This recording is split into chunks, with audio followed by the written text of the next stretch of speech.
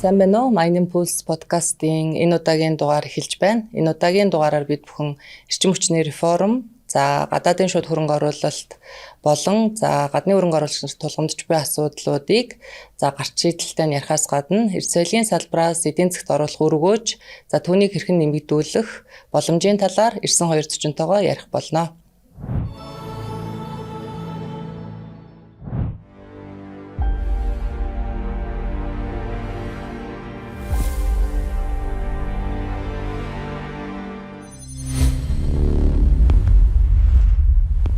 Өнөөдрийн урилгыг хүлээж авч ирсэн та бүхэнд маш их баярлалаа. Тэгээд мэдээж одоо эрс соёлын салбарын хамгийн том арга хэмжээ уулуурхаан 7 хоног удахгүй болох гэж байна. Тэгэхээр энэ арга хэмжээний хүрээнд бас бид нар асуудлууд, шийдлүүдээ ярилцсан. Гэхдээ энд мэдээж хамгийн гол асуудал бол эрчим хүчний асуудал байгаа. Тэгэхээр эрчим хүчний реформыг бас ахалж байгаагийн хувьд бас дор чанцаад бид нартай хуваалцах мэдээлэл юу байна? За тэгэхээр Монгол улс маань том газар нутагтай. Том газар нутгаад байгаад газрынхаа доор мэдээж нөөцтэй. Тэгээ 2005 оноос хойш бол энэ манай өмнөд төршин эдийн засаг өснөөс болоод манай уулуурхаа орхон болсон шүү дээ. Тэгээ сүүлийн нэг 20 жилийн хугацаанд бол уулуурхаа дагсан ийм эдийн засагт явж ирсэн. Гэтэл одоо яг Монгол улсад дараагийн ямар боломж гарч ирчээд байна гэхээр эрчим хүчний цонх үе нэгтчихэд байна. Тэр нь юунаас болж байна гэхээр энэ технологи, хиймэл оюун ухаан. Тэгээ хиймэл оюун ухаан бол дэлхийн нийтийн хэрэглээ болчиход байна. Тэгээ одоо өмнө төрш тэгэхээр DeepSeek гэл, ChatGPT гэл. Одоо ингээл англи хэл сурья гэхэд бол одоо багш ахаа болчихсон роботууд ширэд шүү дээ, тийм ээ. Тэгэл та бүхэн хэрвээ тийм аппуудыг ингээд ашиглаад үздэг бол нэг 5 орхон минутын дараа гар утсаа алчна. Энэ юу гэсэн үг вэ? Хэмжээний эрчим хүч хэрэглэдэг болсон. Тэгээд эрчим хүчиндээ энэ технологийн компаниудын шаардлага нь юу вэ гэхээр цэвэр эрчим хүч. Одоо хэрэглэдэг болсон. Тэгээ энэ бол ингээд дэлхий дээрх энэ эрчим хүчний хэрэглэг одоо буст хийсэн. Тэгээ маш олон одоо юм think tank-ууд, судалгааны байгууллагууд, мөн хөрөнгө оруулагчдын зүгээс бол дараагийн 2040 он гэхэд нийт одоо эрчим хүчний, цэвэр эрчим хүчний хэрэглээ одоо 5-7 дахин өсөх нэ гэдэг ийм одоо төсөөлөл бол гаргаж ирээд ярьж байна. Тэгэхээр технологи маш уртаа хөгжиж байгаа болохоор энэ бол ингээд эрчим хүч бол асар их хэрэгцээтэй болж байгаа гэсэн. Гэтэл Монгол улсын хувьд юу байна гэхээр газрынхаа доор бид нар асар хэмжээний эрчим хүчний нөөцтэй. Гэхдээ харамслаа дээшээ нөгөө санхүүжилт хийгээд эрчим хүч үйлдвэрлэе гэдгээр хязгаарлалттай яадаг гэхээр нөгөө чулуун нурс, хөрөн нурсыг шатаа цахилгаан эрчим хүч гаргахад бол хинч хөрөнгө оруулалт хийхгүй болцсон тий 2014 оноос хойш. Гэхдээ сайн зүйл нь бол нөгөө газар дээрх эрчим хүч нь бол манайх нөөцөөрөө бас маш сайн. Том газар нутагтай тэгээ өндөрлөг түвшинд амьдардаг талаагаас тийш. Тийм болохоор наран нууц салхин ингээ хүчтэй болохоор энэ бол ингээд Монгол улсад бол маш том давуу тал өгчөд байна. Бас нэг сайн мэдээ нь юу вэ гэхээр нийт нэг эрчим хүчний одоо тоног төхөөрөмж үйлдвэрлэлийн 90% нь яг бидний хажууд байж байна. Тэгэхээр хямдхан гэсэн үг. Тэгээ бас нэг сайн мэдээ нь юу вэ гэхээр манай нөгөө өмнөд төрш маань одоо технологийн чиглэлээр тэргүүлэх бүрэн болно гэж зорилт тавиад яваад байгаа буюу энэ чиглэлдээ хасар хэмжээний хөрөнгө оруулалт хийгээд. Энэ хөрөнгө оруулалт өсөх тусам нөгөө эрчим хүчний хэрэглээ хасар их өснө. Энийгээ бол одоо өөртөө хийх боломж бол бага. Тэгэхээр 100% өөртөөс одоо нийлүүлнэ гэхээс илүү цэвэр эрчим хүч импортлох нь бол тов тодорхой. Гэтэл Монгол улс бол асар хэмжээний юм нөөцтэй. Бид нар бол яг батлагчнаар 2.6 тераваттын нөөцтэй бол одоо нийт боломж хэмжээ бол 14 тераватт гэж ярьдаг. Гэтэл манай өмнөд төршин суурьлагдсан хүчин чадал нь өөрөө 2 тераватт байхгүй. Ирэх 5 жил ихэд энэ 4 тераватт болно гэдэг ингээд явж байгаа. Буюу Монгол улс бол эрчим хүч хятад руу экспортлох бүрэн боломжтой. Хэрэглэн байна тийм. Цаашаага нөгөө зүүн Аз руу бол бид экспорт хийх бас бүрэн боломж байгаа. Хэрвээ та бүхэн санаж байгаа бол Фукушимагийн нөгөө атомын цахилгаан станц дэлбэрсний дараа одоо SoftBank-аас ахуулаад Япончууд санаачлаг гаргаад Asian Super Creed гэдэг тэгээ Монголоос эрчим хүч аваад ядад солонгосоор дамжуулаад 70 дугаар кабель татаад тэгээд Япон руу эрчим хүч авъя гэсэн ийм төсөл явж байсан шүү дээ. Тэгэхээр энэ байдал маань бас ингээд өнөөдөр яриалцлын шатанд явж байна. За засгийн газрын хувьд бол бид нэр хятадын засгийн газартаа бол яриалцлаа хийгээд ямар хэмжээнд эрчим хүчийг экспортлох юм бэ гэдэг асуудал 15-5 жилийн төлөвөнд тусгахад ажиллаж байна. Сайн муу шадар сайдын хувьар бид нэр Япон улсад бас ажил хийгээд тэнд байгаа бүх одоо холбогдох сайд нартай нь бол уулзаад за мөн энэ эрчим хүчний хамтын ажиллагаа за тухайлбал эрчим хүчийг экспортлох нөгөө талдаа green hydrogen гэж ярьдаг тийм нөгөө ус төрөгчийн төсөлд хамтарч ажиллах гэдэг энэ чиглэлээр яриалцлаа хийгээд явж байна. За ингээд бүгдийг ингээд базаад хэлэх юм бол одоо нөгөө эрчим хүчний реформын үндэсний хороо гэж байгуулагдаад одоо энэ маань өөрчлөгдөд эрчим хүчний экспортыг дэмжих зөвлөлт гэдэг ингээд байгуулагдаад явж байгаа. Үүний хүрээнд бол бид нар энэ одоо агаар буюу нар салхийг энэ сэргээгддэг дуустдаггүй энэ нөөцийг эрчим хүч болгоод тэгээд эндээсээ валютын орлого олж ирэх энэ төсөл маань маш бодитойгоор яриалцлын түвшинд яваад судалгааны ажлууд нь хөрөнгө оруулагчтай хувьд бол дуусгар болоод ингэ явж байна. Тэгэхээр амбицтай шүү дээ бид нар эрчим хүч экспортлно гэдэг том зорилго тавьсан гэдэг маань энэ дээр бас нэлээд олон ажлууд хийгдэх хүлээл дотоодын эрчим хүчийг хангахаас гадна экспортлно гэдэг асуудал яригдчихэж шүү дээ. Тийм тэгэхээр энэ дээр нэг ялгаатай зүйл байгаа шүү. Нөгөө зарим хүмүүс болохоор эхлээд Монголынхаа эрчим хүчийг хангачаад тэгээд дараа нь экспорт ярина үстэй гэдэг ийм шидэс дараалтаа ойлгоод байгаа. Тэгэхээр тэр салбар нь онцлог нөөр шүү. За тусдаа экспортын хэн. Яагаад вэ гэхээр Монголын нөгөө зах зээл чинь дэндүү жижигхэн байхгүй.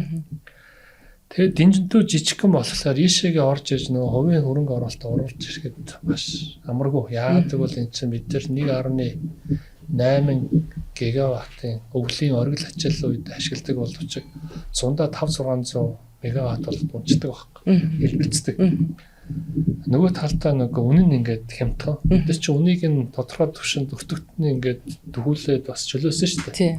Тэгсэн чиглэлээ гэсэн Монголын зах зээл нь өөрөө жижигхэн болохоор бага хэмжээний хөрөнгө оруулалт ихлээр зардал нь өсөд. Тэгээ үнэн нь өөрөө тийм хямдхан болж ирэхэд одоогоор цаг хугацаанд болоогүй байхгүй. Яагаад экспорт нь илүү одоо төрүүлж яваад байна гэхээр тэн чинь нэг 10 гигаваттын 10,000 одоо мегаваттын асуудал яригдж байгаа байхгүй. Монголын хэрэглээч өнөөдөр дунджаар бол 1 гигаватт шүү дээ.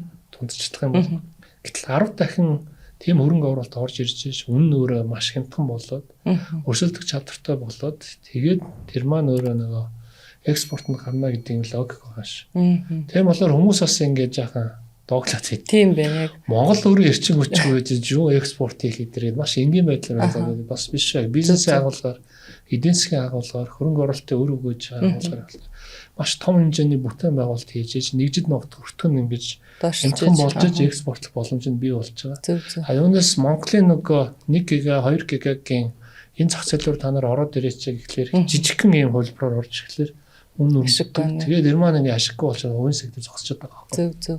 Хятадууд бол бүр 30 гигагаас дээшэл бид нар ярина гэж юм гэсэн шүү дээ. Тэгэхээр чи манай хэрэгц бол үнэхээр жижигхэн л байгаа юм л да. Саяас шадар сайдын хэлдгээр сүүлийн 20 гаруй жил яг энэ нөгөө өмнөд түвшийн үйл ажиллагааг дагаад бас манайх одоо холбоорлох салбар нэлээд эрчтэй хөгжлөө гэдээ ярьлаа шүү дээ. Тэгэхээр энэ дээр лагшмын захирлаас нэлээд судалгаа хийсэн те яг энэ эдийн засагт оруулж байгаа үр өгөөж нь эрс зайлгийн салбарыг те одоо шууд нөө татвар хураамж хэлбэрээр л олон нийт ойлгоод байдаг те. Тэгэхээр энэ 20 жилийн хугацаанд 20 гаруй жилийн хугацаанд бас яг энэ уулуурхаан салбарын үйл ажиллагаа эрчимжигч байгаа хэлснээр экспортын хувь хэмжээ нэмэгдснээр эдийн засагт бас ямар дамуур өгөөж оров энийг та одоо нөө бүсчилсэн байдлаар судалгаа хийдэг шүү дээ те. Тэгэхээр энэ бүсчилсэн байдлаар бас ялгаатай зүйлүүд нь юун дээр ажиглагдаж байна. За яг мэдээж бас яг уул уурхай ер нь хөгжиж ирснээр 20 жилийн өмнө бас хөгжиж ирснээр бол бас яг манай эдийн засаг тодорхой хэмжээгээр бол эрчимтэй хөгжиж ирсэн байгаа даа. Тэрнээс өмнө бол бас ихэнх хүмүүс бас мэдж байгаа дээ. Эдийн засаг маань нэлээд хүнд байдаг байсан. Тодорхой хэмжээний одоо бараг нэг хэсэг ч бас энэ шилжилтийн үе эдийн засаг бол хүнд байжсэн. За уул уурхай хөгжиж бас тодорхой ийм эдийн засаг маань одоо маш эрчимтэй хөгжих юм суурийг тавьж өгсөн байгаа даа. За тэгэхээр энэ бас яг эдийн засгийн хөгжил маань өнөөдөр бол тухайн үед бол анх бас яг эдийн засаг хөгжиж ирж байхад бол уул уурхай хөгжиж эхлэхэд бол мэдээж энэ бол бас яг гадаад орчинд бол айгүй том мессеж болж ирсэн байгаа. Ягаад тэгэхээр бас яг энэ уул уурхай хөгжиж байгаатай холбоотой бол уг нь Монгол улсын бас яг дэд бүтцийн салбар ялангуяа эрчим хүч, зам тээвэр гэдэг маш олон салбаруудын бас яг хөгжил нэлээд хойшоо байсан болохоор одоо яг энэ одоо эрчим хүч болон энэ томоохон одоо дэд бүтцийн төслүүд нь явах нэ төмөр зам гэдэг олон төслүүд явахаар байна гэж бас ийм том хүлээлт бол байсан. За тэр үедээ бол бас яг харахад бол Улаанбаатар хот ч 2010 онд 11 12 онуудад ингээ харахад бол бас гадаадын олон том компаниуд бол үүсэж байгаа юм бас төлөөлөгчийн газрыг Улаанбаатар хотод нээчихсэн байсан тий. Одоо Германаас ихэд Deutsche Bahn байсан, Siemens байсан. За дээрэс нь бол Францын бас яг тухайн үед GDS-ээс сүлдээ NG болсон одоо энэ эрчим хүчний компаниуд энэ төргээд уул уурхайн ч гэсэн одоо өөр компаниуд олон тий. Одоо Ivanhoe Mines, BHP Billiton гэдэг том компаниуд бол энэ чинь байсан тий. Anglo American Enter гэдэг. Тэгээд тэр гол нь бас яг хүлээлт нь юу байсан гэхээр нэг одоо оюут толгойн төсөл явснараа бас ингээд том өөр төслүүд маань явах нэг гэсэн юм хүлээлт бол байсан. За харамсалтай нь бол бас яг бид нар бол тухайн үед бол манай Монгол улс маань бол энэ хүлээлтийг бол биелүүлээгүй гэж хэлэх үү, хүлээлтийг одоо хэрэгжүүлж чадаагүй. За ингэснээр бол өнөөдөр бас яг 20 жилийн дараа ингээд аваад үзэх юм бол бид нар яг одоо уул уурхай юм өчлөгөөс хамаарсан юм эдийн засаг болоод хувирсан байгаа. Ягаад тэгэхээр бас яг энэ 20 жилд бол бид нар бол одоо уул уурхай одоо дэлхийн түүхийн эдийн үн өсгөөр эдийн засаг маань харьцангуй гайгүй болчдөг. За дэлхийн түүхийн эдийн үн унахаар ингээд бүгдээрээ сандарч эхэлдэг тий. За тэгээд дээрэс нь бол мэдээж бас яг өнөөдөр бид нар энэ дэлхийн түүхийн эдийн үн одоо бид нар одоо ингээд өсгөхөд бол хоримтлаа үсгэж чаддгүй. Дахиад нөгөө төсвөө тодтохол нөгөө бүх мөнгөө өрөө хайчдаг. Нэг тийм одоо эдийн засаг болчиход байна л да. Одоо жилээс жилд одоо байнга л төсөв нэмэгдчихэд. За энэ нь бол яг мөчлөг сүрсэн энэ бодлогууд нь явагдахгүй. За мөчлөг сүрсэн бодлого явуулдаг мэдээж бас яг тодорхой хэмжээний эдийн засагт хоримтлал үүсгээ. За эдийн засаг бас сайн байх үедээ эдийн засгаа төвлөрүүлээд бусад салбаруудаа хөгжүүлэх юм шаардлагатай байгаа. Тэгэхээр өнөөдөр бас яг эдийн засгийнхаа хөгжлийг харахаар одоо уул уурхайн салбарын тодорхой хэмжээгээр уналтай байх үедээ дэлхийн түүхийн эдийн уналтай байх үед бол бусад аль салбар нь ингээ бид нарыг авч явахыг харахаар яг өнөөдөр бол эдийн засгаа ингээд аваад явчих томоохон салбар бол байхгүй болчиход байгаа. Тэгэхээр одоо яг энэ экспортын бүтцийг наад зах нь ингээд аваад үзэхэд нэг 11 12 нэр төрлийн бүтээгдэхүүн экспортлж байгаа. За энэ 12 нэр төрлийн бүтээгдэхүүний бол гол бараг 9 8 9 одоо нэр төрлийн бүтээгдэхүүн нь бол уул уурхай л одоо бүтээгдэхүүн байгаа даа. Тэгэхээр сүүлийн жилүүдэд бол нүүрс бол гол экспортыг бол бүрдүүлж ирсэн. За экспортын бараг 90%, 90% бол мэдээж бид нар бол уул уурхай салбар бүрдүүлж байгаа. За энэ нь бол бас дахиад нэг зах зээл рүү бас яг юм чиглэсэн одоо экспорт бол байгаад байдаг. Тэгэхээр сүүлийн жилүүдэд одоо нүүрс бол тэтгэж ирсэн байгаа даа. Нүүрс бол нэг экспортын 60%-ийг бүрдүүлж байгаа ойролцоогоор. За хоёрт бол 20%-ийг бол ЗИС 10% нэг алт гэсэн. Тэгээ бусад гэсэн ийм одоо бүтцтэй бол ингэж бүрдүүлж явж байгаа. Тэгэхээр бас яг энэ 12 төрлийн нэр төрлийн бүтээгдэхүүнээс 8-аас нь уул уурхайсан. Тэгээд яг бид нар нэг талаас бол аттай хэлсэн жилж болохоор байгаа. Ягаад тэгэхээр бас яг ээлжлээд бас яг энэ түүхийн эдүүдийнх нь үнэн дэлхийн зах зээлийнх нь үнэн тодорхой хэмжээгээр үүсчдэг. За үүнтэй холбоотой бол бас нэг тодорхой бүр нэг одоо эдийн засаг маань унчихгүй ингээд аваа яваад идэг гэсэн. Тэгэхээр бас яг аваад үзэхээр бас яг энэ улс орныг аваад явчих эдийн засгийн салбар гэдээ аваад үзэхээр яг өнөөдөр бол хэрэв уул уурхайн одоо салбар маань ингээд байхгүй гэдэг ч юм уу те экспорт нь байхгүй болчвол ингээд бараг байхгүйгээ хэлцэдэггүй байх. Тэгэхээр яг сүүлийн үед бас яг хөгжиж байгаа арай гайгүй нэг салбар бол мэдээж аялал жуулчлал байгаад байгаа.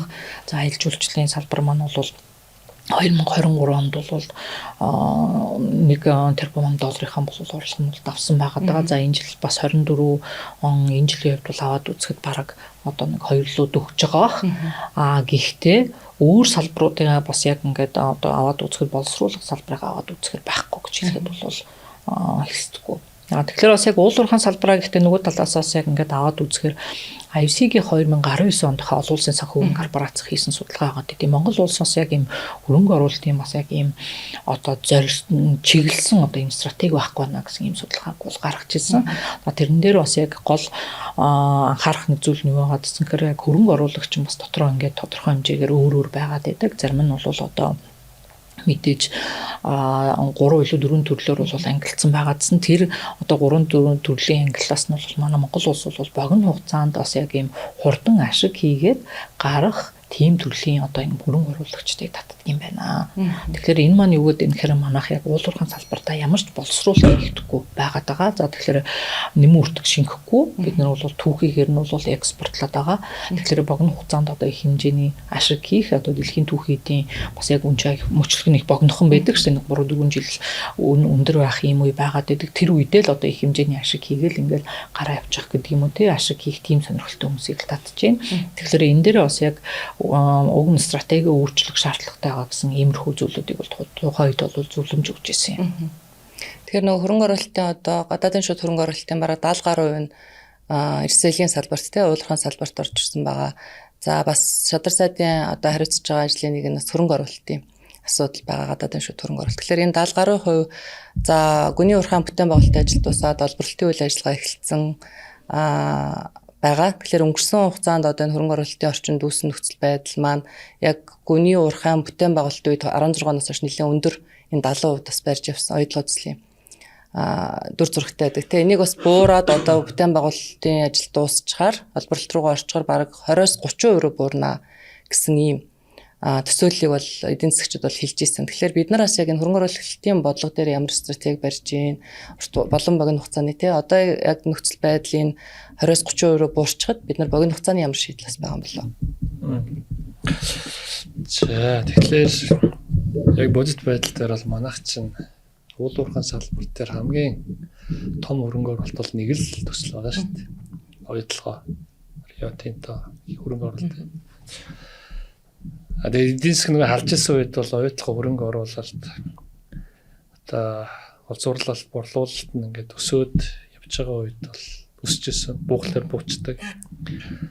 Тэгэхээр энэ бол өөрөө нэг Монголын хөрөнгө оруулалтын орчин өөрөө доктортой юу үгүй юу. Цаашаа одоо оюутлогоо шиг ийм олон ордуудыг нээгээд хөрөнгө оруулалт хийх боломжтой юу үгүй гэдэг юм л асуудал үе үед л байсан. Тэ. Ер нь энэ засгийн газрын хувьд яг ямар ажил хийж байна гэхээр тэг бодит байдлаар бид нэр үнэлээд тэгэл хариу арга хэмжээ авах хэрэгтэй. Өнөөдөр тухайлбал Монгол улс бангаараа ганцаараа баялагтай ор биш байхгүй. Дэлхийн чинь улсууд бүгдээрээ л баялагтай. Газраасаа л хамаартай. Далайхаа хэмжээгээр газар нь том бол доор нь их хэмжээний нөөцтэй, баг бол баг. Бүгдээр ашиглаж байна тэрийг. Тий. Тэгээ энэ хизээ ингэж үр өгөж өгдөг вэ гэхэлэр дэлхийн 200 улсын маш олон жишээнүүд байгаа. Зах зээлтэйг ойрох үед л баг. Тэгэхээр ийм овор хэмжээтэй ийм уулуурхайн баялаг гэж яриад байгаа нөөцийг зөөхөд бол тэрвэр логистик чухал байдаг. Дээрээс нь зах зээл нь ойрхон холбоо гэдэг л чухал байдаг тий.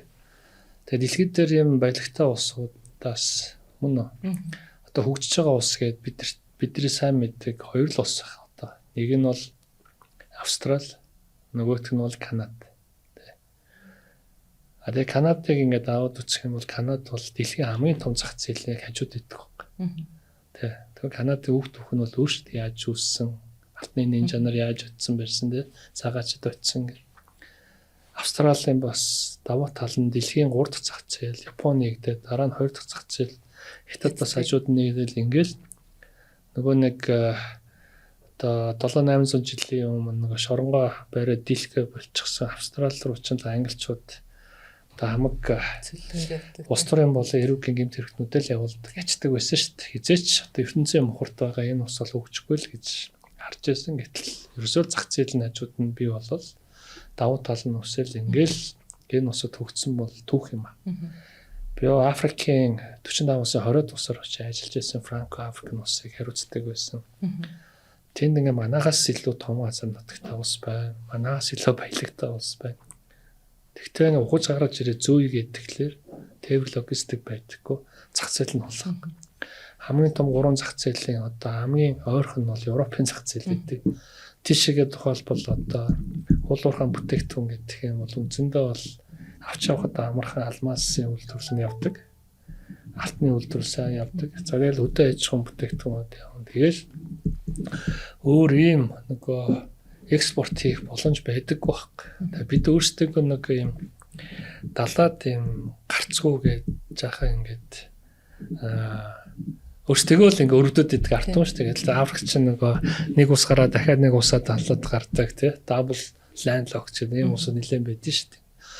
Үүгээр юу хэлж байна гэдэг ихлээр одоо газрын доор ингээ баялагтай байгаад зах зээлээс хол байх юм бол бид нар энэ уул уурхай хязгаарч өгчихгүй. Боломжгүй. Тий. Өрсөлдөөн байхгүй.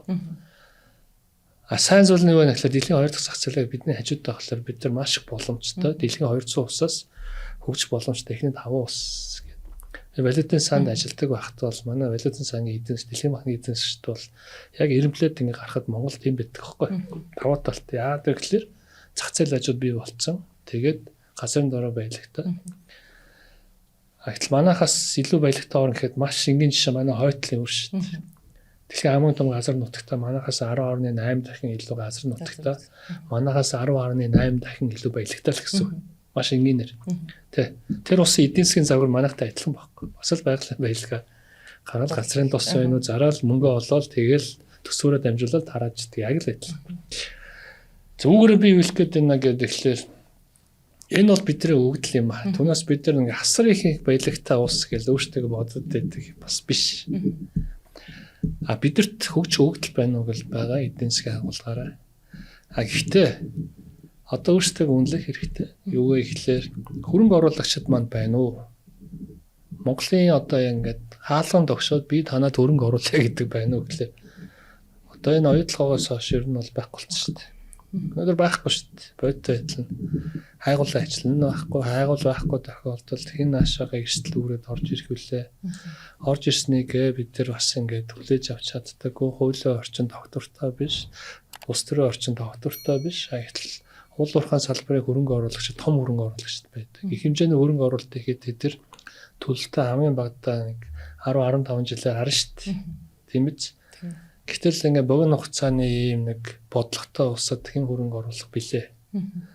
За байгаль цаг уурын хувьд бид нар ингээд хоёр улсын дунд ингээ байдаг. Логистик нь хөгжөөгүй. Одоо бид нар чинь 80 жилийн хугацаанд ганцхан л ийм урд хойшоо холбосны төмөр замтай байна шүү дээ.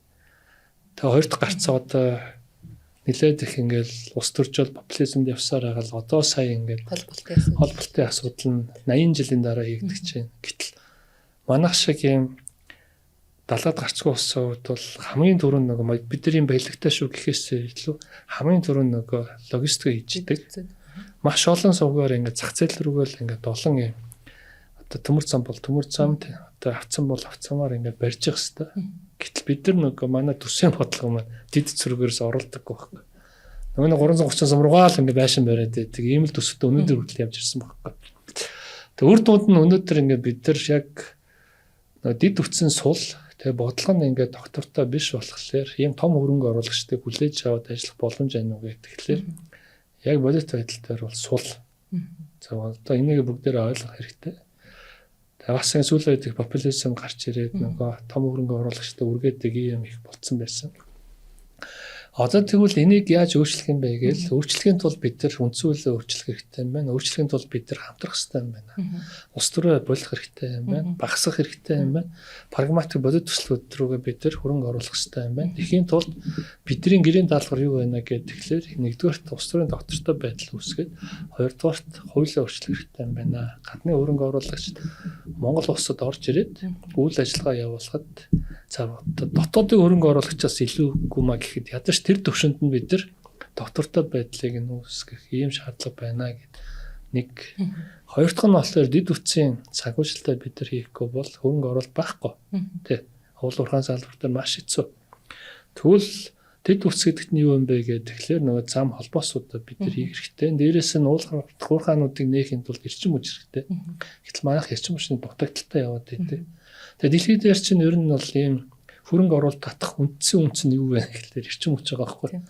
Бусад улсуудаас нэг 15-30 жил ингээд төрөө илүүжилттэй явж иж бусад салбаруудаа ингээд татаж явдаг локомотивын үүрэг гүйцэтгэдэг бол манайх ингээд 20-30 жилийн хойно ноцорсон. Уурхай нээе гэхэлэр эрчим хүч байхгүй. За дэд үтсийн төсөл, за сайлуулах үйлдвэр, алтгайлуулах үйлдвэр юу байдгийг эрчим хүч нь байдаггүй. Хөдөө орон нутагт нь байдаггүй.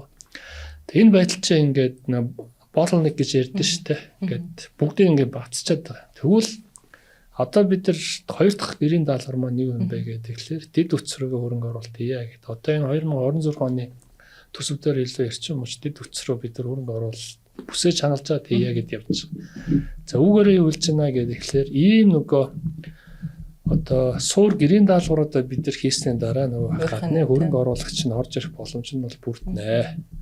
Үүний тулд бол мэдээж хуулийн өөрчлөлтөө бид нар хийгээд төслөө бол босруулсан. Одоо энэ намрын чуулганд бол өргөн байх гээд байгаа. Зөвөр маш товчхондоо 3 агуулгаар л бид нар өөрчлөлтөө хийж байгаа. Хөрөнгө оруулалтын орчны судалгаа энэ төр хийгээд ирэхэд тэр татварын орчин гэхээсээ илүү одоо өөр бусад нөгөө хөнгөлт чөлөөлт гэхээсээ илүү хамгийн чухал зүйл бол доктортой байдал байхгүй.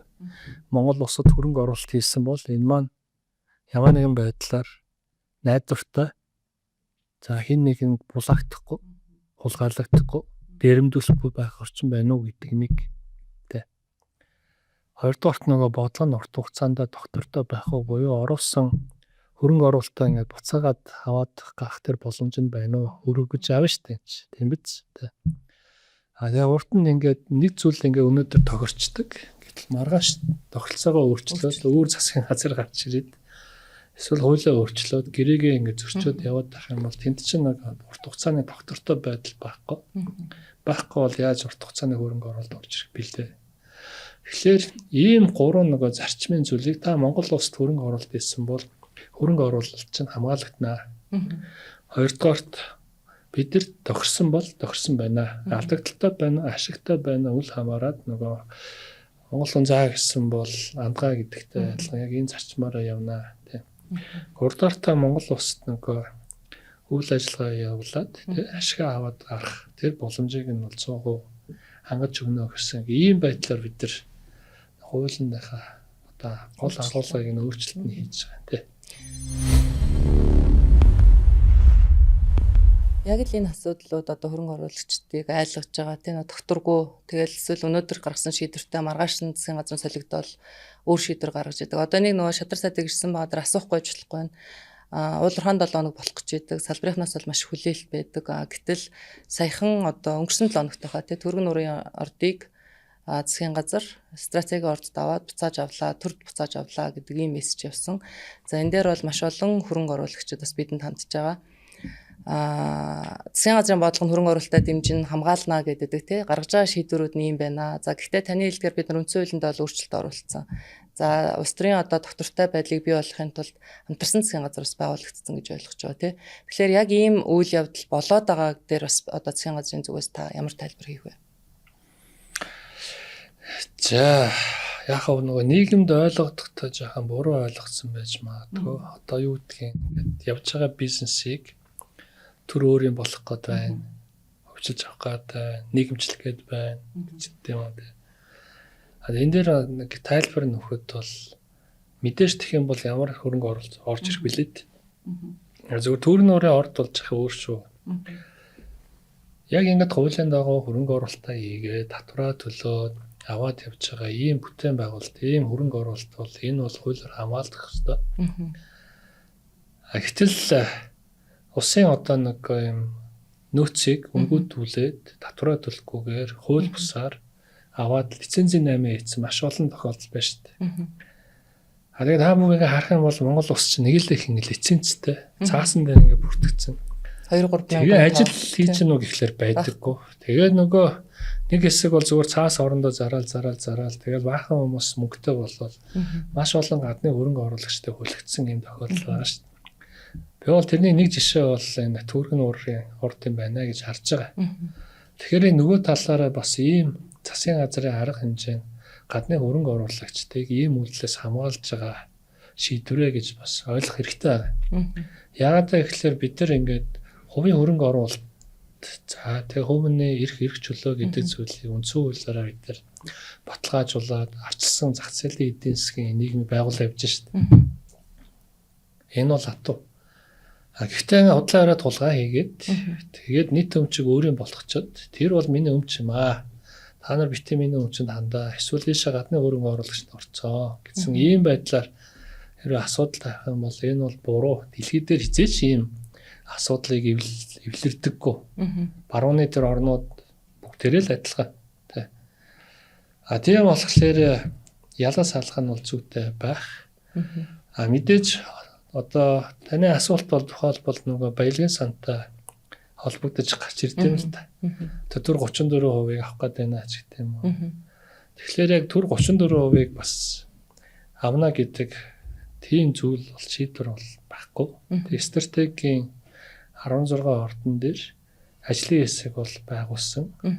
Тэр нь бол 34%-ийг төр бол хуулиараа бид нар эзэмших ёстой юм байна. Тэгвэл тэрийг бид нар үнэлээд ямар хэлбэрээр хамтарч ажиллах юм бэ гэдэг л ажлын хэсэг шүү дээ. Тэр нь бол засгийн газар дээр бас санал нэгдэж байгаа зүйл нь бол төр ямар нэгэн үнцэн хийсэн байх нь буруу. Төрөө бид нар жижиглэх хэрэгтэй.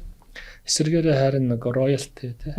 Амнатынхаа хэмжээг бол өсгөөд тийшээгээ шилжүүлээд тэр төр бол бизнес хийхгүй татвар аваад явдаг. Тэр нь шудраг. Тэгээ үнэхээр газар доорох юм нөөц байх юм бол тэр роялтигаа аваад явъя.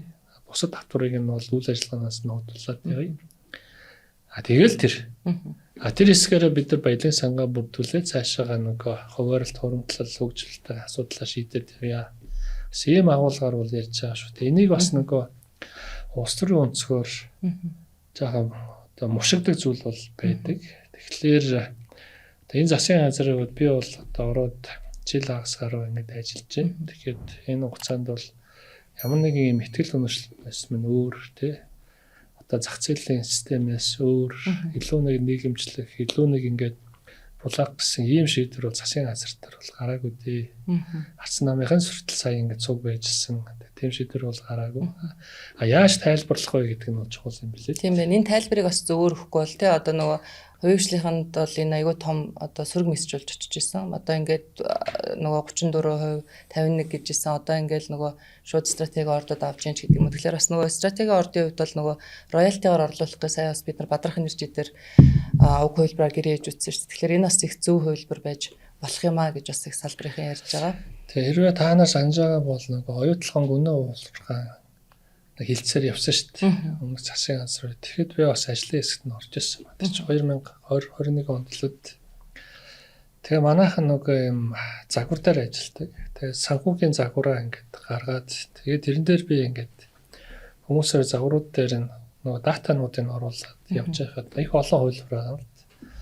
Тэгээ тэр хувилбараас бол хамгийн бодиттой хувилбар нь бол бид нар нөгөө төр тодорхой өмчийг аваад тэндээ ногдох ашгаа аваад тэгээд хөрөнгө оруулалт гэдэг бол энэ бол долоо систем бол биш. Энэ бол баруун систем ч биш. Улаасаа баруун систем яаж ажилладаг вэ гэхээр ашигын төлөө биш хувьцааныхаа одоо өсөлт бууалтаар ашгаа авч идэг, менежментээр ашгаа авч идэг болохоос биш. Та бид гурав ингэ нийлэнгүүтээ гурлаа нийлдэд нэг юм орд эсвэл нэг бизнес хийчээ түүц ажиллуулчээ. Ашиг гарах юм байна. Ашгаа гурлаа хуугаад авчаа гэдэг ийм систем бол дэлхийд байхгүй. Бид нар дандаа ийм нөгөө төсөөлөөр ойлгох гэрэг хийцсэн юм билээ л. Бидний мэдлэггүй байх тэр. Тийм. Одоо бол зүгээр л тэр нөгөө загвараар гарсан үр дүн юу гэхээр роялтигаа л хамгийн чухал нь тий. Тэгэхээр тэр 34% хэрэггүй. Зөрүүлээд роялтигаа өсгөж авах хэрэгтэй. Ингээд явах юм бол бид нар бол авах шигээ авчин, тэрүүгээр босрол эрүүл мэндэд бол зарцуулаа явчин. Үгүй бол тэр нөгөө тодорхой жишээ шүү дээ. Оюутлогоос асар их мөнгө авна гэдээсэн чинь зүйлдээ нөгөө 15 жилийн дараа 22 тэрбум төгрөгийн өртөө болчихлоо. Нөгөө хөрөнгө оруулалтыг хийгээгүй юм чи тий. Ягдвал энэ чинь бизнес чинь татвар айл болох баг төлөхийг боддог.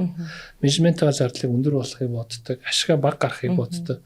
Гэтэл бид нар ашиг их байх хэрэгтэй гэдэг үлээлттэй яваад байна гэдэг бол энэ тийм яг л тийм нүүдэлчний гэдэг юм уу социализмын юм нэг юм үлдэгдлэл бид нар явцсан юм шиг.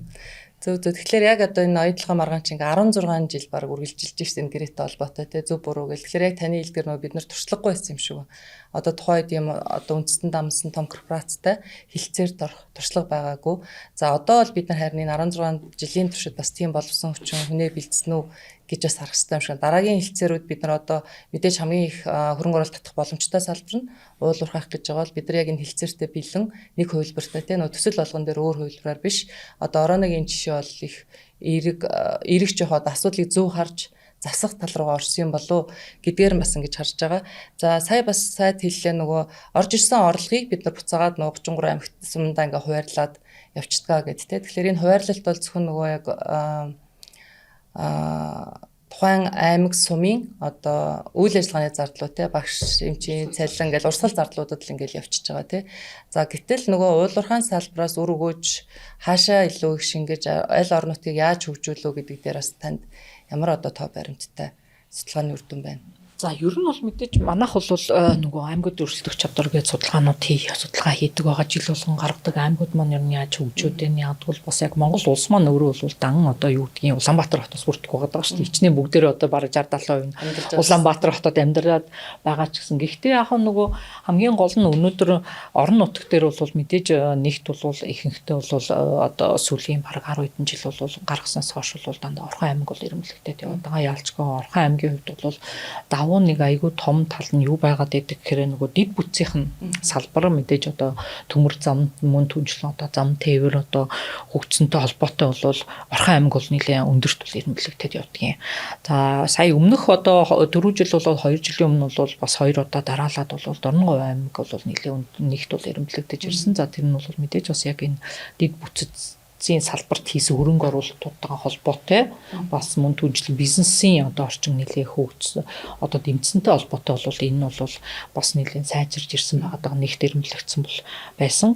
За тэгээд мэдээж бас яг өмнө бол нэлээ өндөр ордог. За дархан уул орж байгаа тий ягаад гэвэл бас яг дахиад бас яг дандаа нөгөө занглаа дид бүтцийн бас яг энэ салбаруудтай холбоотой бол салбарын хөгжилтэй холбоотой ингээд өндрөөр ирэмблэгдэж ирээд байгаа. За хоёрт бол мэдээж бас яг эдгээр одоо Орхон за дээрээс нь Дархан уул гэдэг ингээд энэ аймагуудыг ингээд аваад үзэхээр бас яг ер нь бол Улаанбаатар хотоос дараа нь бол мэдээж ордог 2 3-т баг ирэмблэгдэж байгаа юм томоохон бас хотууд нь тэнд байгаад идэг тий одоо Дархан байгаа за мөн түншлэн Эрдэнэт хот гэдэг утгаараа бол бас яг тэнцээ бол орон нутгаас одоо шилжиж ирэх хөдөлгөөн бол илүү төвлөрөл нь бол өндөр байгаад идэг. За мөн түншлэн мэдээж бас яг энэ аймагуудыг ингээд аваад үзэхэд илүү тийм одоо хүмүүс одоо хөгжихэд те одоо өөртөө бас яг бизнес аливаа одоо жижиг дунд үйлдвэр ч гэсэн те бичил жижиг дунд үйлдвэр эрхлэхэд илүү мэдээж зах зээл ойр гэж түрүүн бас яг торжинд гишүүн хэлрээ зах зээлтэйгээ ойрхон бас яг мэдээж худалдаа авах чинь хэрэг байна гэдгээс хамаарат байна л да. Орон нутагт мэдээж ингээд бизнес хөгжүүлэх гэхээр зах зээл нь жижигхэн тэнцээ хүн амын цөөхөн болохоор мэдээж худалдаж авах чадвар нь бас илүү сул байгаа. Бараг орон нутагт бол ихэнх одоо аймагуудад харж байхад бол бараг юунд төр бол хамгийн том ажиллагч болоод ингээд хуурчаад байгаа байхгүй өнөөдөр. Тэгэхээр энэ дээр бол бас яг орон нутаг дээр бол уг нь бол бас яг илүү энэ бизнес эрхлэлтийг дэмжих илүү хүмүүсийн бас энэ бүтээлч үйлдвэрлэлийг хөгжүүлэх нь илүү боломжтой болов уу гэж хардаг. За мэдээж одоо татрын багц хуулиар харахад бол одоо орхиж байгаа бол бас яг энэ дээр бол бас яг орон нутгийн өөрсдөө тодорхой хэмжээний одоо суур одоо юм татвар за дээрээс нь орон нутгийн онцлог тааруулсан энэ татварыг бас тогтоож өгөх боломжтой гэсэн нэг хувилбар бол явж байгаа. Тэр бол бас их сонирхолтой юм шиг бол надад санагдчихсан. Гэхдээ яг бүх салбаруудад бол биш мэдээж бас яг уул уурхай олгонд орохгүй. Тэгвэл яг хөө мэдээж бас яг энэ уул уурхайн салбар хөгжиж бас яг эргээгээд уул уурхайн салбарыг дагаад бас яг тодорхой хэмжээгээр одоо өөр жижиг дунд үйлдвэрүүд бас яг хөгжих бол боломжтой байгаад байдаг тий. Одоо жишээ нь одоо өмнө говийг аваад үзэхэд чинь бас яг тэнцээ чи одоо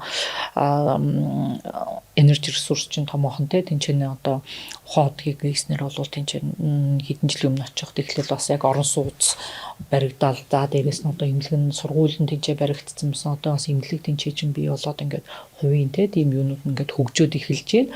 Тэгэхээр энэ дээр бас яг харахаар бас яг төр өөрөө бас яг илүүтэйгээс бараг хувийн хвшил нь илүү их юм орон нутгад бас яг үйл ажиллагаа явуулснараа бүтээн байгуулалтууд хийж гинүү даа гэж бас яг харагдахаар болчиход байна л да.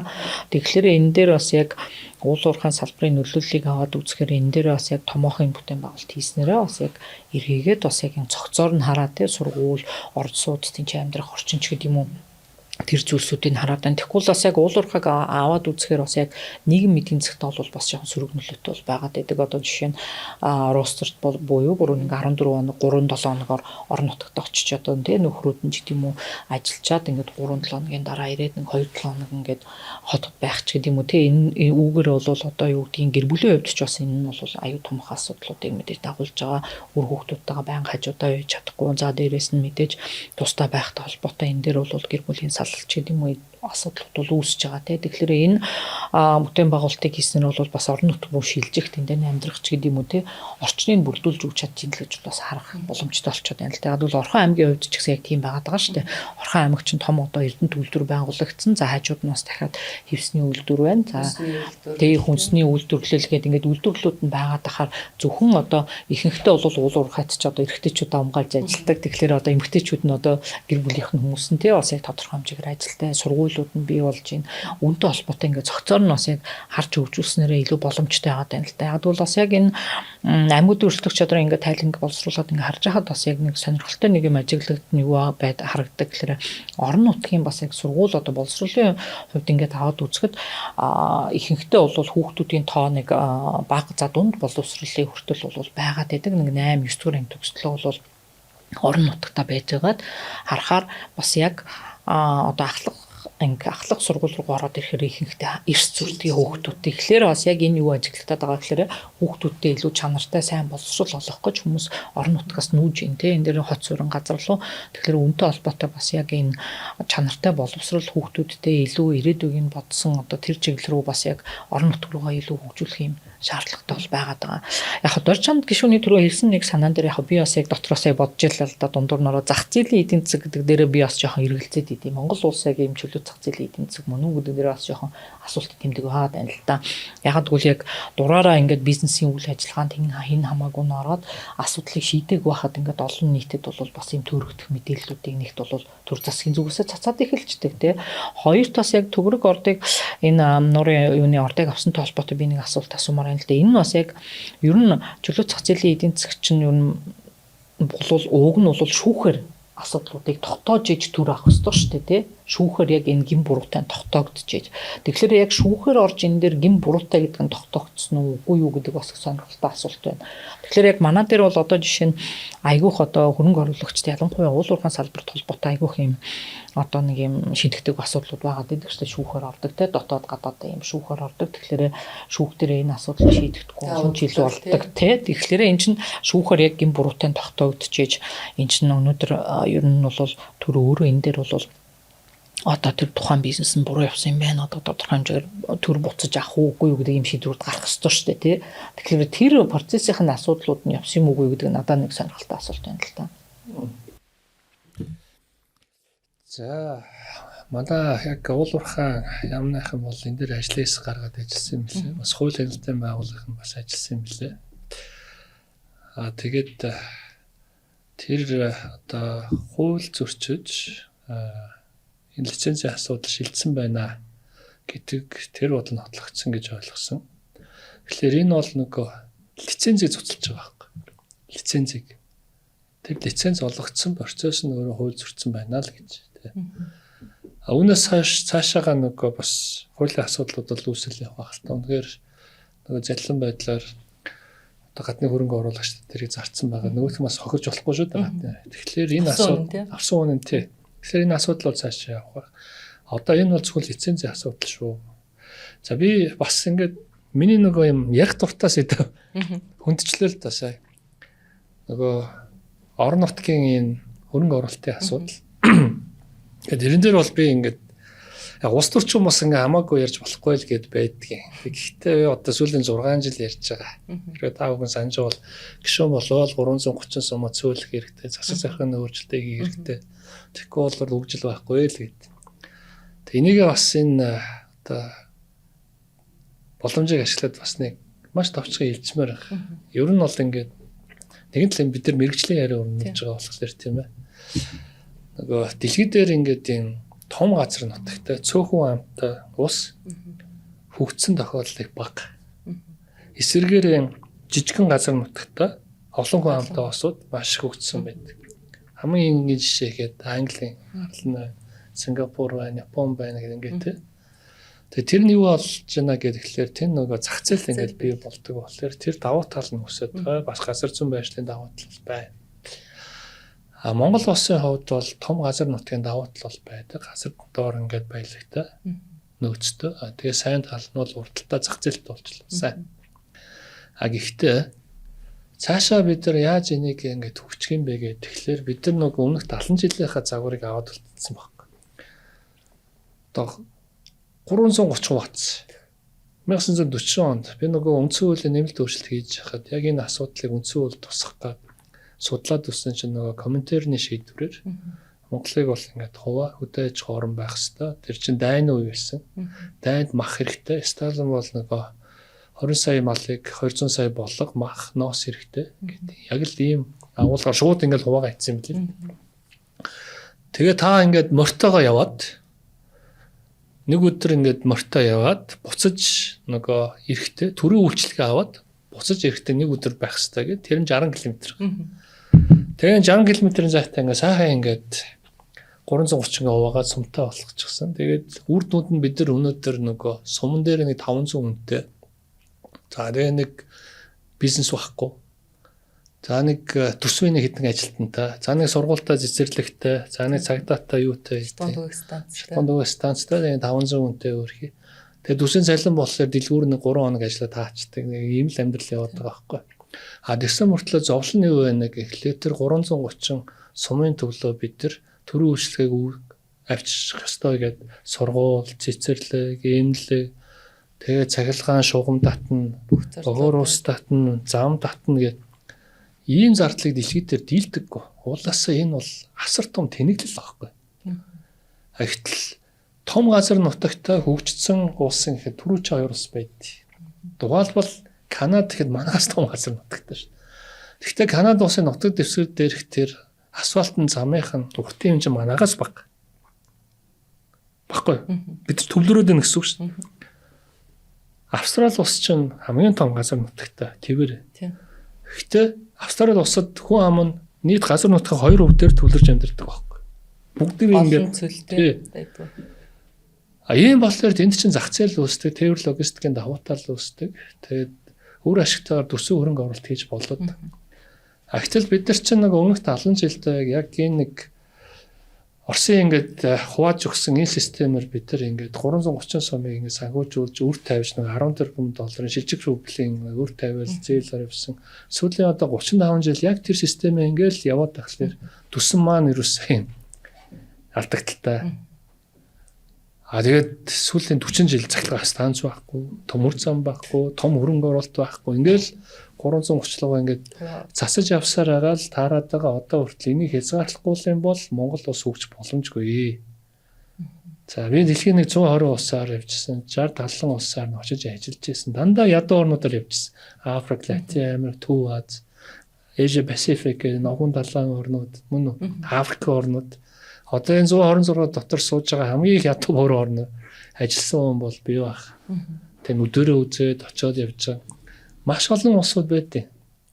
Тэгэхдээ яг ийм засаг захиргааны ийм бүтцтэй ийм улс руу хөрөнгө оруулалт төсвөр бол хийх ямарч боломж байхгүй.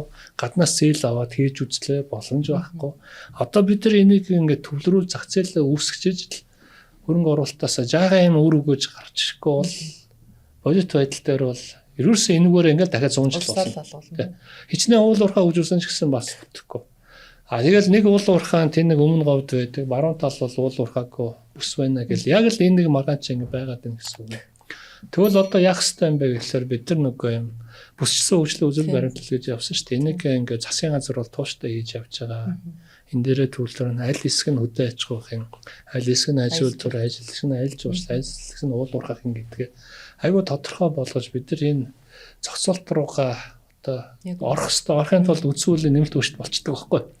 Сая бол 22 оны үндсэн хуулийн нэмэлт өөрчлөлтөөр бол яг эдийн засгийн хувьд бол энэ асуудлыг хамгийн их гаргаж явсаар байгаа л хоёрын асуудал шийдсэн нь бол энэ пропорционал элемент нөгөөх нь гишүүдийн тоог өсгсөн. Эдийн засгийн асуудал орхигдсон шүү. Тэгэхээр үүгээр би үлж байна гэдэг тэгэхээр энэ одоо асуудлаа бид нар суурьаар нь ингэж шийдэхгүй бол төсвийн хөрөнгө оруулалт яриад нэмэр бол байхгүй. Гадны хөрөнгө оруулалт чинь орж ирэхэд дид үтсэн байхгүй. Яагаад гэвэл байгаа мөнгө дээшээ ичгэлэр чинь юугаараа дид үтсээ тавих юм. Гадны хөрөнгө оруулалт орж ирээд дид үтс тавихлаар маа тэр урсгал нь байхгүй, эрдэс нь байхгүй, орлого нь байхгүй шүү дээ. Цөөхөн юм чи яалтаа хэлээ. Тэгэхээр энэ бодлого бол хамгийн суурин шүү. Ингэжээс бид нар нөгөө уул уурхаас орж ирж байгаа орлогыг үр хөвжтэй зарцуулах хэрэгтэй.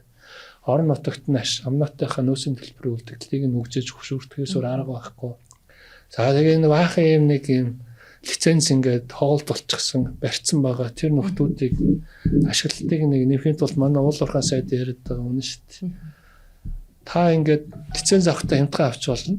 Нэгэнд авцсан бол та ингээд өндөр зардал гаргаад цаг хугацаан дээр ажиллаа хийхгүй бол ажлаа их хүртэл ингээд таныг чаржлаад өндөр ингээд татвар тавиад хураанч ингээд аваад байна гэд.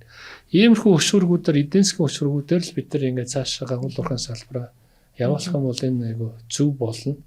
Үр дүнд нь бол Монгол бас богино хугацаанд бас ингээд хөгжөөд ирэх юм боломжтой эдийн засаг байхгүй. Яг үнэ.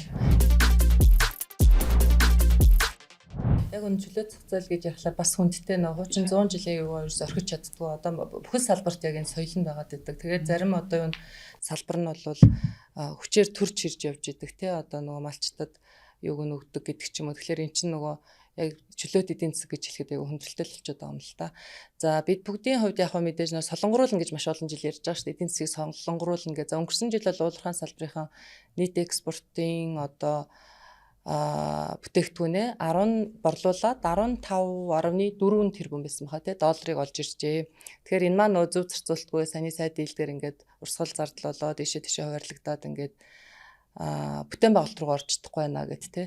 Тэгэхээр бид нар ямар ч хэсэг эдийн засгийг солонгоруулна гэж ярьдаг. За одоо тэр дотроо бүр дахиад бид нар уул уурхайн бүтээгдэхүүнээ солонгоруулах асуудлыг ярихаас үр сонголтгүй болчиход байгаа байхгүй. Төрөний ярьдгаар нүүрсэн 60%, тэгээд зис тий. Тэгээд дахиад нэг алт, тэгэл бусад гэд тэгэхээр ч маш тодорхой хэдэн бүтээгдэхүүн байгаа. Тэгэхээр нүүрсний үнээс бол бид нар хамааралтай нүнэн.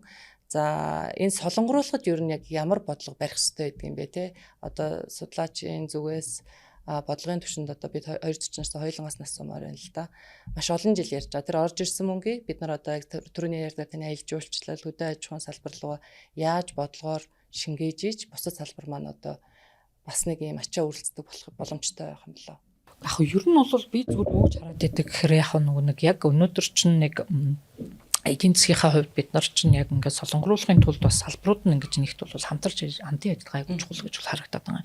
Тэгэхгүй болохоор бид нар салбарын бодлого гэхээр бас яг дан тэр салбар нь ингээд дангаараа өгч юм шиг ингэж хараад яваад байдаг. Өнөөдөр бас яг бид нар уул уурхайн 7 хоног гэж ярьж байна те. Тэгэхээр чи уул уурхайн 7 хоногт бол бид нар өнөөдөр уул уурхайн салбарын хөгжилд бол өнөөдөр зайлшгүй нэг чухал элемент нь одоо өмнөх одоо олон жил ярьсантай хариуцлагатай уул уурхаа гэл ингээл яриад байгаа те. Тэгээ яг хариуцлагатай уул уурхаагаа өнөөдөр бид нар хөгжүүлж чинь нөхөр бас их сонирхолтой асуулт болчихно л тоо. Тэгэхээр энэ дээр одоо бид нэр одоо сүүлийн үед бол мэдээж ингээл байгаль орчны дороотл за дээрэс нь одоо уран амьсгалыг өөрчилдөг маш их хэмжээний одоо тодорхой хэмжээгээр сорилтуудтай ажин. Тэгэхээр үнтэй холбоотой мэдээж уул уурхайн салбар байна уу бусад салбаруудаа хөгжүүлэхдээ бид нар байгаль орчинд ээлтэй ялцчихгүй техник технологиудыг хөгжүүлэх шаардлагатай байгаа. Тий, адилхан санаа тавил байгаль орчиндөө. За тэгэхээр энэ яг Монголд болохоор бид нар болохоор бас яг энэ уул уурхай ер нь аливаа салбарт бол үйл ажиллагаа явуулахдаа бол бас яг нэг байгаль орчинд ээлтэй ийм техник технологи оруулж ирнэхээр тэр нь илүү үнэтэй байгаад байдаг. Зүгээр уламжлалт одоо өнөөдөр байгаа ашиглаж ирсэн юмудаа нэг харьцуулаад үзэхээр илүү үнэтэй болчиход байдаг. Тэгэхээр ихэнхдээ бол дандаа нэг тийм илүү хямд зөвхөн одоо бас яг байгаль орчиндөө гэдэг хариуцлагагаа харахгүй зүгээр үнийг хараад үнийх нь хувьд ингээд илүү хямд байна гэдэг тийм юмнуудаар айгүйх шийдлүүд яваад байгаа. Тэгэхээр яг өнөөдөр бас яг нэгт айгүй чухал юм юу байгаа гэхээр бас яг төр засгийнхаа зүгээс ер нь бодлого талаасаа бол өнөөдөр бол бид нар ийм төрлийн одоо байгаль орчинд ээлтэй техник технологи хэрэглэх ашиглах хэрэгтэй гэдэг бараг стандарт одоо цаанаасаа бодлогууд нь нэгт бол айгүй сайн тэрийг гаргаад бас тэрийг мөрдөх хэрэгтэй нэ гэж бол хараад байгаа салбар болгонд тий. За уул уурхай одоо юу гэдэг аялал жуулчлалын салбар ч гэсэн одоо сүүлийн одоо жилүүдэд нэлээд сайн хөгжиж гин гэж ярьж байгаа боловч яг эргээгээд Монголд одоо энэ ирж байгаа жуулчд маань ирчээд одоо хэр сэтгэл ханамжтай буцаж байгаа вэ тий. Ингээд Монголд аялснараа мэдээж Монгол улс бол харьцан бусад орнуудтай харьцуулахад бол харьцангуй зардал өндөртэй орнуудын тоонд орно тий. Наазах онгоцын билет манайх ч айгу богдох хугацаанд байдаг онгоцын билет нь ямар үнэтэй байдаг үлээ ирээд одоо ингээд дид бүтсэн хөгжөөг болохоор орон нутгаар одоо ингээ аялахад маш их хэмжээний зардал өндөр гарч байгаа. За ингээд бусад одоо арай юутай орнуудтай харьцуулахад тэгэхээр энэ дээр бол бас яг эргээгээд аялал жуулчдад ялангуяа энэ жуулчдад зориулсан бүтээгдэхүүн хөгжүүлэлт бол бас хангалттай хэмжээнд явахгүй байна гэж бол харагдаж байгаа. За энэ дээрээ бас яг жишээ зөвхөн аялал жуулчлалын салбарыг ингээд аваад үзэхэд бол орон нутгийнхаа одоо бизнес эрхлэгч шиг юм уу орон нутгийнхаа онцлогтой бас яг холбосон тэр юмнууд нь байхгүй байна. Дангаараа л одоо нэг жуулчдад зориулсан ингээл яарсан сандарсан нэг тийм юмнууд хийчдэг. Тэгээд явдаг. Одоо жишээ нь бид нар жуулчдыг харахад чинь бид нар бас яг зөвхөн гадаад гэхгүй бас гадаад дотоод гэдгээр бас харах хэрэгтэй. Тэгэхээр дотоод жуулчч маань орон нутагт ч гэсэн одоо ингээд гэр бүлээрээ аялаад ингээд очиход одоо үр хүүхэд машинтайгаа ингээд аялал очиход бол орон нутгийн бараа бүтээгдэхүүн байгаа юу? Одоо жишээ нь хүүхдүүд нэг наазахан цагаан идааруул идэхэд бол тэр кампт бол байхгүй. Тэр ихэнхдээ ингээд асуухад бол бараг нэг 2 уулд аваад тийшээ тавхад очиод тэр айлд байгаа ах гэж дэгдэг. Тэгэл өөртөө тавьдаг. Өнөөдөр бол аялал жуулчлалын салбар чинь эргээгээд хүн аялж амарч байхад бол хичнээн хэмжээний мөнгө зарцуулах бол ингээд бүр нэг их хэмжээний мөнгө зарцуулах бэлэн байдаг шүү дээ. Тэгэхээр тэр үйлчлэгийг өгүүлэх ёстой. Тэгэхээр энэ дээр бас яг ер нь бас айгүй олон бодлогоодыгаа гаргаж уйлдуулж бас тодорхой хэмжээний энэ ажлуудыг нэлээд их шаардлагатай байнуудаа л гэж бол харагдаад байгаа юм. Тэгэхгүй ингээд дан ингээд аялал жуулчлалын салбар дангаараа хөгжин ч гэдэм үү уул уурхай гэдэг ингээд тустай ингээд хараад ах юм боломжгүй л гэж би бол бодоод байгаа юм л та. Ялангуяа уул уурхай дээр ч гэсэн одоо уул уурхайн компаниуд ингээд явж байхад нэг хэдэн жилийн өмнө илүү өмнө говьд чинь бас яг өмнө говийн компанийг одоо байгуулад гэрээтэй авал 8% хөнгөлт гэлөө нэг хөнгөлттэй нэг тийм бас заалтууд гараад ирсэн шүү дээ. Тэгэхээр бас яг дахиад энэ дээрээ нөгөө яалчгүй өмнө говьд одоо жишээ нь үйл ажиллагаа явуулж байгаа бизнесүүд нь жижигхэн байгаад байна л да одоо тий. Одоо жижиг дунд үйлдвэрүүд чинь тэр том одоо уурхайн нийлүүлэлтийг хийж чадахгүй. Тэгэхээр одоо юу гэдгийг бас одоо наазах нэг ажлын бэлээ ч гэдэг юм уу хувцас ч гэдэг юм уу те ажлын хувцас тэгэхээр айгу том бизнесүүд нь ингээд мэдээж тийм хэмжээний одоо тоо хэмжээ ширхгээр наваад үзэх нийлүүлэх боломжтой болчиход байгаа те хэтэрхий жижиг. Тэгэхээр энэ дээр бас яг нэг тодорхой хэмжээний одоо өөр төрлийн одоо сургалт бодлого юм юмнуудыг айгу л өргөн өрөөнд хийхгүй бол болохгүй л болчиход байна л та. Тэгэхээр нэг одоо яг эдийн засгийг харахаар манай эдийн засаг нэлээд хүндрэлд орох гэдэг шүү дээ. Тэгэхээр энийгээ бас нэг айгу том зургаараа хараад хаана ямар синержи хаана уялдаанууд нь үүсэх гэж харах хэрэгтэй байна. Яг бол бас яг мэдээж бас яг энэ булчилсан хөгжлийн бодлого бол зөв л дөө.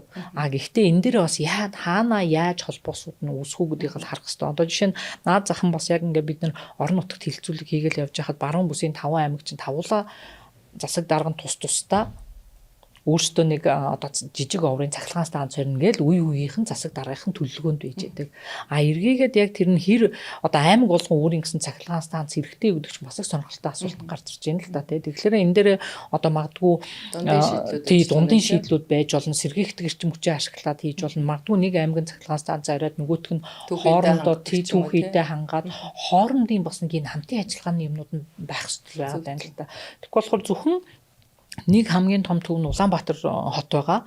За орон нутагт одоо ингээл жишээ нь сургууль эхлэхэд 8 сарын одоо 9 сарын 1-нд чи 8 сарын 10-аас ахуулаад Улаанбаатар хотоос бүх юма татах гээд Улаанбаатар хот руу орж ирж штэ том машинууд.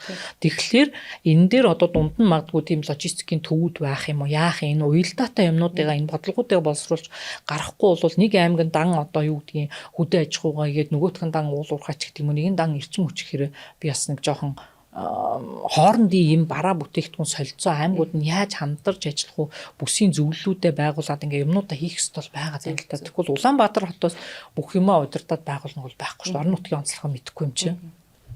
За баярлалаа. Сайтын үед энэ дээр би энэ лагшмын судлаачтай санал нэг байна уу тэгээд тэр судалгаагаанаас гаргаж ирээд тэгэл зөвлөмж өгөөл явах зүйтэй хаалт. За би хоёр зүйлийг хэлмээр байгаа. За тий. Одоо бидний цагч тусч байгаа шүү. Нөгөө Монгол улс уул уурхай орон. Тэгээд уул уурхайгаас хэтэрхий хамааралтай байна гэд уул уурхайгаа бид нар үүсгэж болохгүй байхгүй юу? Яг л манай уул уурхай салбар чинь хөгжөөгүй салбар. Бус орнуудтай харьцуулбал сайн хөгжөөгүй. Өөр юм ингээд нүрс угаж аваад гаргаж штэ. Жишээ ингээл өдрөөр нь ингээл гаргаж штэ. Байжуулж байгаа юм байхгүй штэ чаавс. Тэгээ хоёрдугаарт нөгөө нүүрснийхэн салбар нь баяжуулах үйлдвэрүүд нь бүгдээрээ ингээ хаалттай бодлого нь болохгүй байна. Тэгэхээр энэ бодлогыг гацаанаас гаргая гэж засгийн газар дээр шийдвэр сайн гаргасан. Одоо баяжуулах үйлдвэрүүд бол ашиглалтанд ороод явна. Ашиглалтанд орчнууд нь бол үйл ажиллагаа эрчимжүүлээд явна гэсэн ийм байдлаар ингээд шийдвэрүүд гараа явж байгаа шүү. За тэгэхээр уул уурхайн салбар дотор төрөлжүүлэлт байх хэвээр. Зөвхөн эдэн бүтээгдэхүүнээс хамааралтай байж болохгүй шүү дээ. Тэгээ ер нь бол яг хаа ингээд үнэтэй ингээд металлууд байна. Овор ихтэй металлууд байна. Овор багтай байна. Одоо ингээд овор багтай металлуудынх нь үн ингээд өсөж байгаа тохиолдолд үн алтны үн өсөд нь шүү дээ. Тэсвэргээр өнөөдөр ингээд нүүрсний үн чинь унчаад нь шүү дээ. Тодорхойгүй байдал үүсгэлээр чинь тэгэл мөнгөний үн чинь өсөж чинь. Тэгвэл бид нар алт мөнгөлөгөө ингээд хөрөнгө оруулалтаа хийгээд засгийн газар бодлогоор зээл үг буулгах, татварын орчинд нь өөрчлөлт оруулах, хөрөнгө оруулагчдыг оруулж ирэх гэдэг. Ийм байдлаар нэг юм diversify явуулах хэрэгтэй байхгүй. Одоо тэгээ энэ агуулгаараа одоо шинэ уул уурхай сайжтай бид нар яриад баланстайгаа явах зүйтэй юм байна. Дээрээс нь одоо маш их ярьж байгаа зүйл бол нөгөө critical mineral нэг чухал ашигт малтмал дэлхийд даяараа эн чинь ингээд эрчим хүчний хэрэглээ ингээд түрүү хэлснээр өсөж эхлэхээр дагаад энэ нөгөө зэсийн хэрэгцээ, кобальт, түүхийн эдийн хэрэгцээ асар их үнэтэй болж байна. Гэтэл Монгол бас маш их юм нөөцтэй. Дэлхийн одоо маш энгийнээр хэлэхэд нийт энэ critical mineral rare earth гэдэг байгаа тийм ховор элементүүдийн 90%-ийг нь хятад нийлүүлдэг гэдэг юм байна. Гэтэл тэр чинь дандаа байрлал нь хаана нэ гэхдээ Шинжаан угаартай байхгүй. Гэтэл Шинжаан угаартай чинь манай баруун бүс ингээд холбогддог газар зүйн тогтцоороо геологийн тогтцоороо нөөц бол энд байдаг. Гэтэл манай нөгөөний газар дор байгаа түүхий бүтээгдэхүүнүүд чи өртөө нэг 30-35% судлагдсан ба шүү дээ. Ерөнхий байдлаар наривчсан биш. 60% судлагдаагүй ба шүү. Тэр сүрээжгүй байгаачгүй. Тэгээд тэнд байгаа нэг аймгийн хүмүүс бид нар бол ингээд оюунлаг хүмүүс уулуурхаа ухуулахгүй гэсэн нэг юм нэг популяцэнд ингээд автчихсан. Тэгээд үрднүүд нь болохоор бид нар энэ боломжоо нэг ашиглаж чадахгүй. Зах зээл гадаа нэг үн өсөд байдаг. Хөрөнгө оруулагч нар байгаад байдаг. Гэтэл наашаага оруулж ирье гэхээр тэрийг шийдэж чаддгүй. Яагаад вэ гэхээр судалгаа нь бас баггүй. Яагаад вэ гэхээр энэ нөгөө боцоогийн арга хэмжээ хуулиуд нэг хаачихсан. Дээрээс нь нөгөө популизм ихтэй. Тэгэхээр энэ түвжээнүүдийг гаргая гэдэг ингээд одоо энэ засгийн газар дээр бол бид нар ажиллаад явж байна. Тэ. Өмнө засгийн газар дээр ч гэсэн чиглэлдээ явж. Хийх амархан шүү. Хийхэд бол цаг хугацаа хэрэгтэй. Амархан биш. Би одоо бас эдийн засгч байсан үнэ хувьд бол өмнөх 10 жил яг ингээд лагшми доктор шиг ингээд зөвлөөл шүүмжлэл явдаг байлаа шүү дээ. Дэлхийн ингэдийн судалгаа ингэдийн эдийн засгч юм. Яг доктор нь ороод ирэхлээр маш олон асуудлууд байна. Үнэн. Холбоосуудын олох, цангидахын тулд маш олон юм өгдөлтэй юм. Бид чинь 3.5 сая ирсэн мөртлөө асар их тийм арчилсан олон ингэ санаатай. Тэгээд олон юм ингээ хуйлууд ч бас ингээ хийчих тийм болгоно ингээ багцлаад авчраад уйж байгаад юм үр дүнд хүрэхийн тулд бол энэ үнэхээр бас цаг хугацаа орж шүү. А дараагийн нэг зүйл нь бол за уул уурхайн салбараас гадна бид нар өөр салбаруудыг бодлогоор дэмжих хэрэгтэй. Тэгээ сүүлийн 20-30 жил эдийн засгт амны уншилгаа эдийн засгээс солонгоруул юм л юм байдаг шүү дээ. Гэхдээ одоо бол яг бодтойгоор солонгоруулах боломж нь хаана нэ гэхээр би эрчим хүчин дээр байна гэж харж байна. Яагаад вэ гэхээр бид 1000 хүсээд малтай байж болно. Малыг авахгүй шүү дээ. Одоо л бид нар малныхаа махны экспортыг ингээд хийж байгаа боловч танаа мах чи өвчтэй гэж шаардлага хангахгүй гэдэг хойд үрш хүртэл авахгүй шүү дээ. Урд туршиж авахгүй лээ харин тийм. Ноос чинь бид нар ингээд малтай ноосны үйлдвэртэй болон зарын ихлээр авахгүй шүү дээ. Тэгэхээр энэ яагаад авахгүй байна гэхээр бид нар юугаараа байлиг тэрүүгээрээ мөнгө олох биш. Тэнд юу зарвал эрэл таана тийм. Тий, зах зээл хаана тэгжээж л явдаг.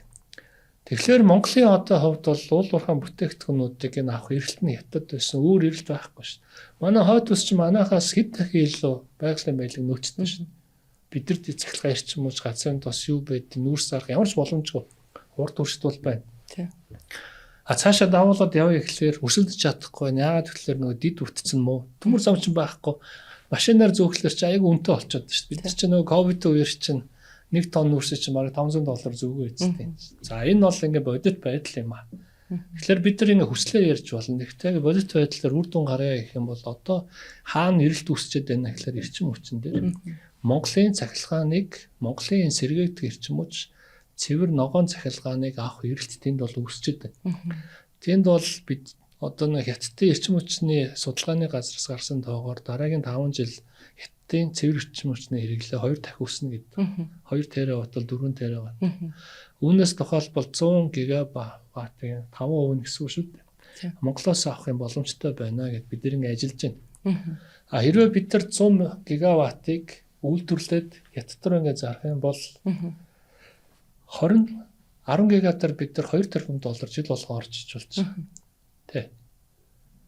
За тэгээд 100 гигаватт дээр болохоор 20 тэрбум долларыг жил болгон орох боломжтой. Уулуурхай экспортыг давах нь шүү дээ. Давах боломжтой байхгүй. А энэ чинь бол ингээд зүгээр ингээд нарны панел өрөөл, салхи өрөөл, батарей сторожтэй урагшаага нэг өндөр хүчтэй шугам татаал явчихж байгаа. Тэгээ Монголын цахилгаан, Америкийн цахилгаан, Хятадын цахилгаан яг л ижилхэн бүтээгдэхүүн байхгүй. Тэгэхээр ямар нэг хязгаарлалт байхгүй. Дээрээс нь дид үтс нь бол ингээд дээгүүрний шугам татаад болоо. Тэгэхээр ийм боломж бол яг өнөөдөр ингээд технологи гаргаад ирсэн Хятадын зах зээл дээр ингээд үүсчихэд байгаа бодит байдал тийм. А тэгвэл энэ моментыг бид нар ингээд авч чадах юм бол уулуурхай хажуугаар бодиттой валютын урсгал орж ирэх. Нэг хол биш. Нэг 5-аас 10 жилийн дотор орж ирэх боломж нь бол одооноос суурийн зөв тавьчихвал тийм. А тэгээ мэдээж нөгөө хөдөө аж ахуйн салбар бол одоо ноос уулуурынхаа экспортыг хийгээд араб руу махаа гаргах тэр шугамудаа бид нар ярьж байна. Сая бид нар Япон руу трак гаргасан. Ажилтныхаа үеэр одоо тэрүүгээр дамжуулаад экспортыг боломж байна. EPA гэдэг нөгөө эдийн засгийн хилцээр байгаа шүү дээ. Тэрийг одоо бид нар ашиглая гэдэг. Гэх мэтлээ ингээд явах юм бол цаашаага нөгөө хөдөө аж ахуйн бүтээгдэхүүнүүд гарах боломж нэгдэх гээд байна. А тэгээд манай Лакшми одоо судлаач хэлж байгаа адил жуулчд бол яалчгүй бидний даваа тал. Тэгэхин тулд ерөөсөө л нөгөө онгоцоо нэмж чадахгүй бол бид нар нөгөө онгоцныхаа шугамуудыг нэм наашаа ингэж жуулчдаг асга тий. Дэлхийн нөгөө аялал жуулчлал хөгжсөн дийл нэмлээ шүү дээ. Эхлээл нэг гоё зочд буудал бариад эхлээл гоё зам барих биш. Эхлээл нөгөө зах зээлд бий болгодог. Хямдхан авчирдаг. Авчирал асгаал байдаг 3 сар, зуны 3 сар мөн. Ингэсний дараа бол нөгөө тэр салбар нь зах зээлээд байгаа даяндаа ингэ хөгжөд эхэлдэг, төрөлжөд эхэлдэг тийм. Тэгээ энэ бол яалчгүй болсон юм Монголын даваа тал. Тэгэхээр энэ чиглэлээр бол засгийн газар ингээд бодлого бол аргаал явж байна. А ихтэй бүх юм бол дандаа ингэ санхүүгийн мөнгнөөс л хамаардаг. Мөнгө байхгүй л энэ бидний ярьж байгаа нь зүгээр мөрөдөл болол үлдчихдэг. А гэтэл мөнгө хаана гэдэгээр гадны хөрөнгө оруулалтын дэлхийд дээр ингээд 50% буурчихсан. Бид нар хойно ингээд дайнтай, худалдааны дайнтай нааш орж ирдэг хөрөнгө оруулагч юу маш ховор байхгүй шахав. Гадны хөрөнгө оруулалт. Дотоодын хөрөнгө оруулагч маань боожгүй, тэгчээгүй. Одоо нэг эрчим хүчнээр 1 тэрбум доллар хөрөнгө оруулалт хийчих гэхлээр хүн байхгүй шүү дээ. Тийм 1 тэрбум доллар хийх чадвартай нэг ширхэгч бизнесээр Монголд алга гэсэн. 1 тэрбумаас дээш хийхгүй бол нэг эрчим хүчний үн буурахгүй. Буурахгүй болохоор өндөр үнэтэй болчихгоо. Тэгээд ингээл эн чинь өөрөө бидний зовлон. Одоо бодит байдал нь бол энэ. Тэгэхээр одоо нэг уулуурхай 7 хоног болж энэ майнер векер бол бид нар гадны нөгөө хөрөнгө оруулагчд ялангуяа бодиттой байгаа уулуурхайн салбар руугаа айгүй зүв ингээд мэдээлэл өгөөд наашаагаал татах нь болж байгаа шүү. Айгүй тийм найрсаг байж ижил бид нар хүлээж авахаас биш Монгол руу одоо орж ирж байгаа хөрөнгө оруулалт бол өмнөх 10 жилийн өмнөх ойдлого шиг биш болсон шүү. Тийм. Хичнээн сайхан хууль хийгээд бас нэмэр байхгүй. Хичнээн ухаантай юм яриад нэмэр байхгүй. Тийм. Ажиллагаа сур аргагүй. Ажиллагааны тул яг бодиттой нөгөө бизнесийн bankable гэж ярьдаг төслүүдийн гаргаж ирж явахгүй бол манайх чинь энэ хоосон яриад байдаг. Тийм. Ороод ирчихээ гэдэг байхгүй, bankable юм байхгүй. Тэгэхээр нөгөө хөрөнгө оруулагч юу вэ? Бид нар ч санхүүгийн хүмүүс бол тэрийг хараад орж ирэхгүй шүү дээ. Яг ижилхэн байхгүй. Тэгэхээр энэ чиглэлээр бол засгийн газар бол ажиллаж байна. Гэхдээ магадгүй нөгөө өргөс авсан юм шиг өнөөдөр шийдэгдэх боломжгүй ч гэлээ гэсэн оншоо бол тодорхой болчихоо. Тэгээд чадах зүйл рүү бол ороод бодлого хуулийн хувьд бол өөрчлөлтөө хийгээд явж байна. За ямар ч гэсэн асуудлаа ингээд зөв тодорхойлцсон тий мэдээж ингээд таны хэлдгээр нөө олон жил бөхшсөн. За нөгөө талдаа олон ашиг сонирхол ингээд явж исэн бол одоо засаг маань ямар ч гэсэн хуулиндаа нэмэлт өөрчлөлт оруулад нэгдсэн засгийн газраа байгуулсан явж байгаа. Тэгэхээр тодорхой шийдвэрүүд одоо мэдээж шийдвэрүүд гаргахад бол шийдэл нь бол байгаа шүү дээ. Сайн таны ярьдгаар ингээ маш олон шийдэл баглаар одоо тодорхой шийдвэрүүдийг гаргачих юм бол бид нар одоо шинэ хөрөнгө оруулагч хайхасаа илүү одоо байгаа төслүүдийнхээ доктортой байдлыг хангах таны хэлдгээр нөгөө мөнгө олох хэрэгтэй шүү дээ бид нар. Тэгэхээр одоо явж байгаа энэ уулгын төслүүд маань үйл ажиллагаа нь доктортой байх хэрэгтэй байгаа. За мөн одоо эдийн засгийн эргэлтэд ороход бэлэн болсон бас төслүүд байгаа тий. Тэгэхээр эднэрийгээ бас эргэлтэнд оруулчих юм бол нөгөө айлаас ирэхээр авдраа авах гэдэг шиг тодорхой хэмжээний одоо мөнгө урсгалаас наашаа ороод ирэх боломжтой ийм цаг үед байгаа. Тэгэхээр засгийн газар одоо хамтарсан засгийн газрын үед бас зөрөгтэй шийдвэрүүд улс төрийн зориг бас мэдээж гарч тараа зөрөгтэй шийдвэрүүд гарна гэж найдаж байгаа. Тэгээ та бүхнийг бас өнөөдөр нэвтрүүлэг төрөлцөн ирж оролцож бас цаг үеийн нөхцөл байдлаар те нээлттэй ярилцсанд маш их баярлалаа. Ингээд удахгүй өдөлөө уулуурхаан 7 хоногоороо уулзцаая. За баярлалаа. Урьд оролцуулсан бас баярлалаа. За баярлалаа. баярлалаа.